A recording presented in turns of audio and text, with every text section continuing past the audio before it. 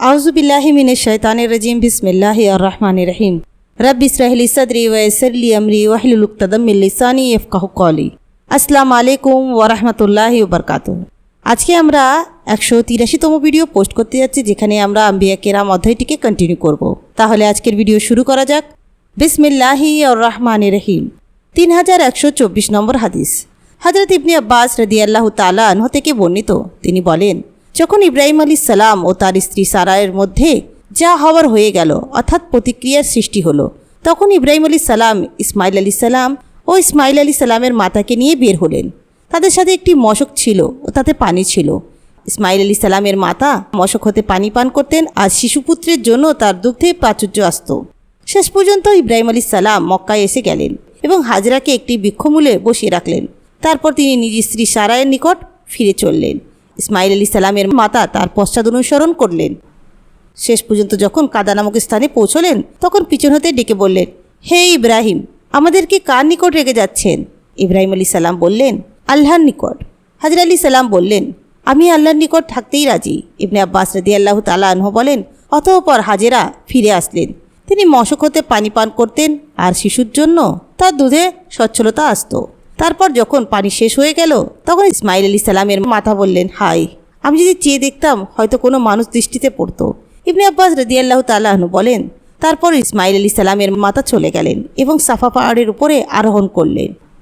তারপর এদিক ওদিক চেয়ে দেখলেন এবং কোনো লোক দেখা যায় কি না এজন্য খুব ভালোভাবে নিরীক্ষণ করতে লাগলেন, কিন্তু কাকেও দেখতে পেলেন না। তারপর তিনি নিচে নেমে আসলেন এবং দৌড়ে মারওয়া পাহাড়ে এসে গেলেন। এইভাবে তিনি কয়েকটি চক্কর দিলেন। পুনরায় মনে মনে বললেন, যদি গিয়ে দেখতাম শিশু ইসমাইল আলাইহিস সালাম কি করছে। তারপর তিনি গেলেন এবং দেখলেন যে সে পূর্ব অবস্থায় আছে এবং মৃত্যুদ্বারে পৌঁছে গেছে। মাতার হৃদয় স্থির হচ্ছিল না। তিনি আবার বললেন, যদি গিয়ে এদিক ওদিক চেয়ে দেখতাম হয়তো কাকেও দেখতে পেতাম। তারপর তিনি গেলেন, মারওয়া পাহাড়ে উঠলেন এবং দেখলেন, ভালোভাবে তাকিয়ে দেখলেন, কিন্তু কাকেও দেখতে পেলেন না। এমনকি তিনি দৌড়াদৌড়ি 7 বার পূর্ণ করলেন। পুনরায় বললেন, যদি যেতাম এবং সে কি করছে গিয়ে দেখতাম। হঠাৎ একটি আওয়াজ হলো। তখন হাজেরা বললেন, সাহায্য করো, যদি তোমার নিকট কল্যাণ করার শক্তি থেকে থাকে। আকস্মিকভাবে তিনি জিবরাইলকে দেখতে পেলেন। ইবনে আব্বাস রাদিয়াল্লাহু তাআলা আনহু বললেন, তখন জিবরাইল আলাইহিস সালাম পায়ের গোড়ালি দ্বারা জমিনে আঘাত করলেন কিংবা গোড়ালি দ্বারা জমিন দাবালেন। ইবনে আব্বাস রাদিয়াল্লাহু তাআলা আনহু বলেন, সাথে সাথে পানি বের হয়ে আসলো। ইসমাইল আলাইহিস সালামের মাতা আশ্চর্যিত হয়ে গেলেন এবং গর্ত খনন করতে লাগলেন। ইবনে আব্বাস রাদিয়াল্লাহু তাআলা আনহু বলেন, আবুল কাসিম নবী করিম সাল্লাল্লাহু আলাইহি সাল্লাম বলেছেন, যদি হাজরা আলাইহিস সালাম একে ছেড়ে দিতেন তবে পানি আরও অধিক বের হতো। ইবনে আব্বাস রাদিয়াল্লাহু তাআলা আনহু বলেন, অতঃপর হাজরা পানি পান করতে লাগলেন এবং শিশুর জন্য তার দুধের ধারা বইতে লাগলো। ইবনে আব্বাস রাদিয়াল্লাহু তাআলা আনহু বলেন, জুরহুম গোত্রের একদল লোক প্রান্তরের মধ্যে দিয়ে পথ অতিক্রম করছিল। হঠাৎ তারা দেখল একদল পাখি। তারা যেন তা বিশ্বাসই করতে পারছিল না। তারা বলল, যেখানে পানি থাকে সেখানেই তো এসব পাখি উঠতে দেখা যায়। তখন তারা পাখি ওড়ার দলে তাদের একজন লোক পাঠালো। সে তথায় গিয়ে দেখল সেখানে পানি মজুদ আছে। তখন সে দলের লোকদের নিকট ফিরে এসে তাদেরকে পানির খবর দিল। তারপর তারা সকলেই হাজরা আলাইহিস সালামের নিকট আসলো এবং তাকে বলল, হে ইসমাইলের জননী, আপনি কি আমাদের প্রতিবেশী হওয়ার কিংবা আপনার সাথে বসবাস করার অনুমতি দিবেন? হাজরা আলাইহিস সালাম তাদেরকে বসবাসের অনুমতি দিলেন। তারপর হাজরা আলাইহিস সালামের শিশুপুত্র প্রাপ্তবয়স্ক হলেন। তখন তিনি জুরহুম গোত্রের এক কন্যাকে বিবাহ করলেন। ইবনে আব্বাস রাদিয়াল্লাহু তাআলা আনহু বলেন, অতঃপর নির্বাসিত পরিজনের কথা ইব্রাহিম আলাইহিস সালামের মনে উদয় হলো। তিনি তার স্ত্রী সারাকে বললেন, আমি আমার নির্বাসিত পরিজনদের অবস্থা জানতে চাই। ইবনে আব্বাস রাদিয়াল্লাহু তাআলা আনহু বলেন, অতঃপর ইব্রাহিম আলাইহিস সালাম আসলেন এবং সালাম দিলেন। তারপর জিজ্ঞেস করলেন, ইসমাইল কোথায়? ইসমাইল আলাইহিস সালামের স্ত্রী বললেন, তিনি শিকারে গিয়েছেন। ইব্রাহিম আলাইহিস সালাম বললেন, সে যখন আসবে তখন তাকে বলবে, তুমি তোমার ঘরের চৌকাঠখানা বদলিয়ে ফেলবে। যখন ইসমাইল আলাইহিস সালাম ফিরে আসলেন, তার স্ত্রী তাকে খবরটি জানালো। তখন তিনি ইসমাইল আলাইহিস সালাম স্ত্রীকে বললেন, তুমি সে চৌকাঠ, অতএব তুমি তোমার পিতামাতার নিকট চলে যাও। ইবনে আব্বাস রাদিয়াল্লাহু তাআলা আনহু বলেন, পুনরায় তাদের কথা ইব্রাহিম আলাইহিস সালামের মনে জেগে উঠল। তিনি তার স্ত্রী সারা রাদিয়াল্লাহু তাআলা আনহাকে বললেন, আমি আমার নির্বাসিত পরিজনদের খবর জানতে চাই। অতঃপর তিনি আসলেন এবং জিজ্ঞেস করলেন, ইসমাইল কোথায়? ইসমাইলের স্ত্রী বলল, তিনি শিকারে গিয়েছেন। তাকে জিজ্ঞেস করলেন, আপনি কি অপেক্ষা করবেন না? কিছু খানাপিনা করবেন না? ইব্রাহিম আলাইহিস সালাম বললেন, তোমাদের আহার্য পানীয় কি? পুত্রবধূ বলল, আমাদের খাদ্য গোস্ত এবং পানীয় হলো পানি। তখন ইব্রাহিম আলাইহিস সালাম দোয়া করলেন, হে মাবুদ, এদের খাদ্য ও পানীয়র মধ্যে বরকত দান করো। ইবনে আব্বাস রাদিয়াল্লাহু তাআলা আনহু বলেন, আবুল কাসম সাল্লাল্লাহু আলাইহি ওয়াসাল্লাম বলেছেন, মক্কার খাদ্য পানীয় ইব্রাহিম আলাইহিস সালামের দোয়ার কারণেই বরকত পাওয়া যাচ্ছে। ইবনে আব্বাস রাদিয়াল্লাহু তাআলা আনহু বলেন, আবার কিছুদিন পর ইব্রাহিম আলাইহিস সালামের মনে পরিজনের কথা উদয় হলো। তিনি স্ত্রী সারাকে বললেন, আমি আমার পরিত্যক্ত পরিজনের খোঁজ নিতে চাই। অতঃপর তিনি আসলেন এবং ইসমাইল আলাইহিস সালামের সাক্ষাৎ পেলেন। তিনি জমজম কূপের নিকট বসে তীর মেরামত করছিলেন। ইব্রাহিম আলাইহিস সালাম ডাকলেন, হে ইসমাইল, প্রতিপালক তার জন্য একখানা ঘর নির্মাণ করতে আমাকে নির্দেশ দিয়েছেন।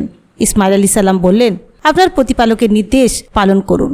ইব্রাহিম আলাইহিস সালাম বললেন, তিনি এ নির্দেশও দিয়েছেন, এ ব্যাপারে তুমি যেন আমার সহযোগিতা করো। ইসমাইল আলাইহিস সালাম বললেন, আমি প্রস্তুত, অথবা এইরূপ কিছু বলেছিলেন। অতঃপর ভয়ে উঠে পড়লেন। ইব্রাহিম আলাইহিস সালাম ইমারত নির্মাণে লিপ্ত হলেন এবং ইসমাইল আলাইহিস সালাম তাকে পাথর এনে দিতে লাগলেন। আর উভয়ে এ দোয়া পাঠ করছিলেন, রব্বানা তাকাব্বাল মিন্না ইন্নাকা আনতাস সামিউল আলিম। ইতিমধ্যে দেয়াল উঁচু হয়ে গেল।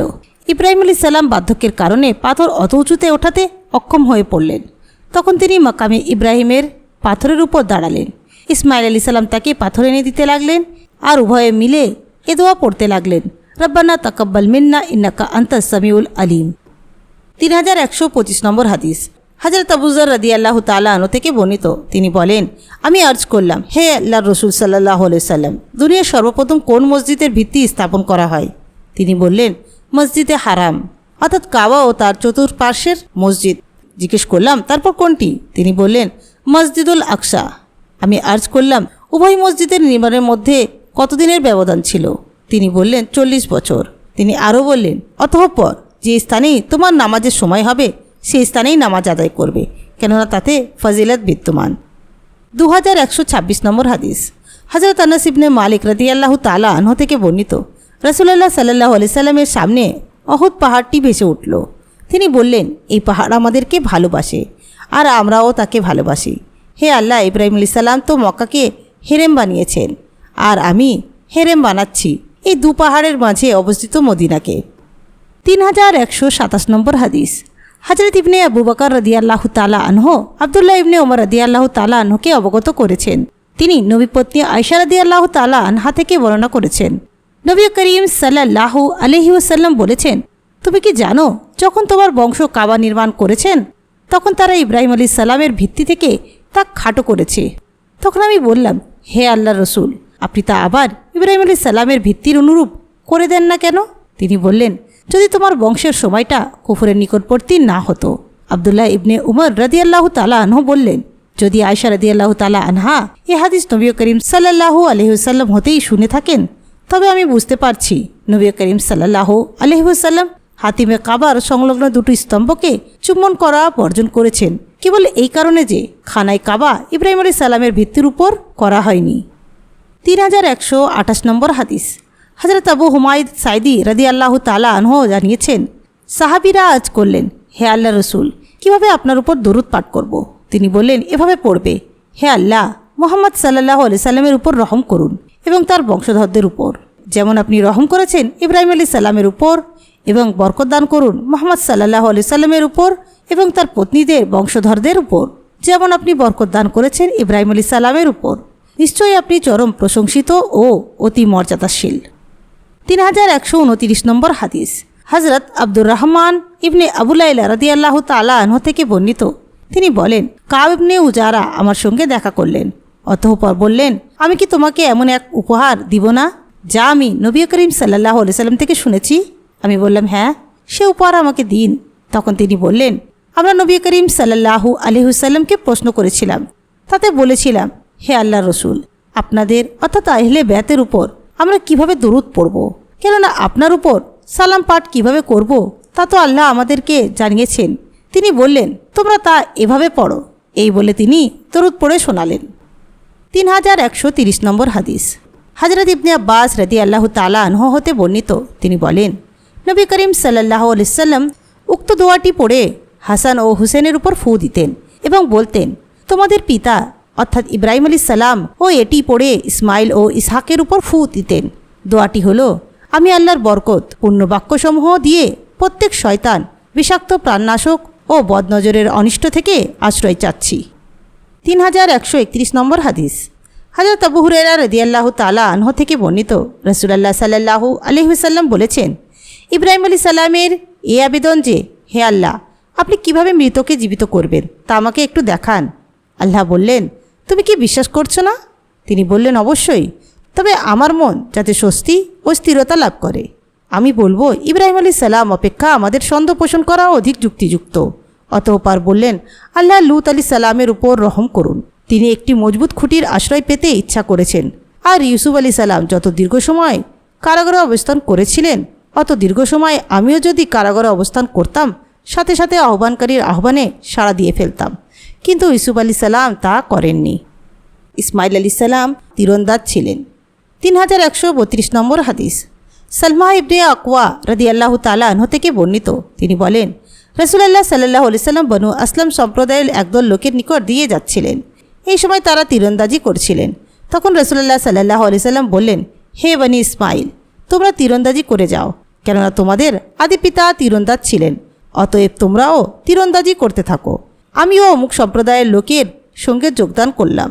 রাবি বলেন, এক পক্ষের লোক তীর চালনায় বিরত রইল। তখন রাসূলুল্লাহ সাল্লাল্লাহু আলাইহি ওয়াসাল্লাম জিজ্ঞেস করলেন, তোমাদের কি হলো? তোমরা যে তীর চালনা করছো না? তারা বলল, হে আল্লাহ রসুল, আমরা কী রূপে তীর ছুঁড়তে পারি? আপনি যে রয়েছেন তাদের সাথে। তখন তিনি বললেন, আচ্ছা, তোমরা তীর চালনা করো, আমি তোমাদের সকলের সাথে আছি। 3133 নম্বর হাদিস। আবু হুরায়রা রাদিয়াল্লাহু তাআলা আনহু থেকে বর্ণিত, তিনি বলেন, নবী করিম সাল্লাল্লাহু আলাইহি সাল্লামকে জিজ্ঞেস করা হয়েছিল, সর্বাপেক্ষা সম্মানিত ব্যক্তি কে? তিনি বললেন, যে সর্বাধিক পরেজগার, সেই সর্বাপেক্ষা বেশি সম্মানিত। লোকেরা বলল, হে আল্লাহ রসুল, আমরা এই সম্পর্কে জিজ্ঞেস করিনি।